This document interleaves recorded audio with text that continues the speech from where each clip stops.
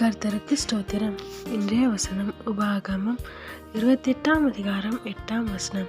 கர்த்தர் உன் களஞ்சியங்களிலும் நீ கையிடும் எல்லா வேலையிலும் உனக்கு ஆசீர்வாதம் கட்டளையிடுவார். உபாகமம் 28ஆம் அதிகாரம் 8ஆம் வசனம்.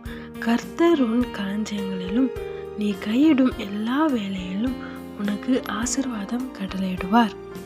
இங்கே வசனம் ரொம்ப அழகாக சொல்லுது. நீங்கள் கையிட்டு செய்கிற எல்லா வேலையிலையும் ஏசப்பா உங்களுக்கு ஆசீர்வாதம் கட்டளையிடுவார். ஆமென்.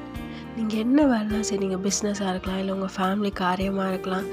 எப்படி இருக்க போது, நான் இந்த மாதம் தான் ஸ்டார்ட் பண்ணலான்னு இருக்கேன் அப்படிலாம் நினைக்கிறீங்களே, இது ஒரு ஆரம்பமாக இருக்குது அப்படின்னு நினைக்கிறீங்களே, ஏசப்பா சொல்கிறாரு, நீ கையிட்டு செய்கிற எல்லா வேலையிலையும் நான் உன்னை ஆசீர்வதிப்பேன், 1000 மடங்கு ஆசீர்வதிப்பேன், பயப்படாது, நான் கூட இருந்து உன் தேவையெல்லாம் சந்தித்து உன்னை ஆசீர்வதிப்பேன்னு சொல்கிறார். ஆமென்.